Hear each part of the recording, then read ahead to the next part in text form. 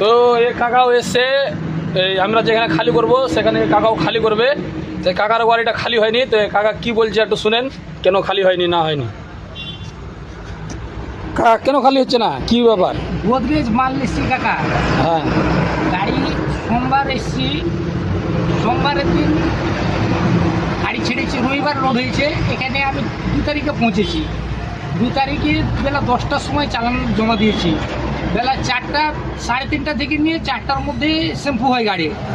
তারপরে শ্যাম্পু হওয়ার পরে ওখানে চুরি ছিনতাই হয়, তার জন্য গাড়ি ওখানে আর থাকতে পারলাম না, ভয়ে চলে আসলাম নিয়ে পার্কিং।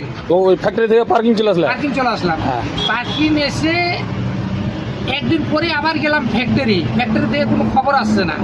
ফ্যাক্টরি যে গেলাম, তো ফ্যাক্টরির যে সিকিউরিটি গার্ড আছে, যারা যে ম্যানেজার কিংবা ইয়ে যে আছে, তারা মানে খুব কথাই শুনছে না। সিকিউরিটি গার্ডগুলোকে বলছি আমাদের গাড়ির সিরিয়ালটা বলুন কত আছে, বলছে না। হ্যাঁ বলছে না। কি গাড়িটা কবে খালি হবে, হ্যাঁ বলছে যখন খালি হবে ফোন করবো চলে আসবে। ও মানে ফ্যাক্টরি থেকে তোমাকে ফোন করবে, তখন তুমি যাবা? হ্যাঁ ফোন করবো চলে আসবে। হুম। এবং সিরিয়ালটা যে কত মালিককে বলতে হবে কি পার্টিকে বলতে হবে যে আমি এত সিরিয়ালে পড়ি, সেটাও বলছে না এবং দেখতেও দিচ্ছে না।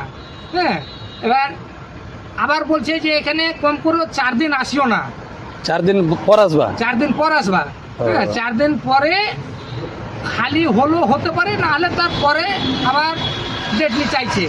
তো কেউ গাড়ি এই গোদরেজের ভাই মাল লোড করিও না, পারলে কিস্তিওয়ালা গাড়ি বিশেষ করে পারলে আপনারা ওই বালি গিট্টিতেই চালান এখন, কিন্তু গোদরেজের মাল লোড করে না। গোদরেজের মাল লোড করিও তো না। আমি যেটা দেখছি যে গাড়ি বসিয়ে দাও, যে কোম্পানিকে ফোন করে বলে দাও যে ভাই একটা কিস্তি আমাদের মাফ করে দাও, কিন্তু এই গোদরেজের মাল লোড লিও না। তা আমি যেটা দেখছি যে এখানে তুমি বসে আছো, তোমার সামনে পোলট্রি যা আছে, তা আমি তো প্রথমে ভেবেছিলাম কি পোলট্রির দোকানদার, এই পোলট্রি বিক্রি টিক্রি করছো নাকি? না বাবা, মন মেজাজটা ভালো নাই তো, তার জন্য এখানে বসে একটু রেস্ট নিচ্ছি। ও তো দুপুরে খাওয়া দাওয়া কি হয়েছে, রান্না হয়েছে নাকি? খাওয়া দাওয়া রান্না করেছিলাম, কেন হোটেলে তো কিনে খাওয়া যাবে না বাবা।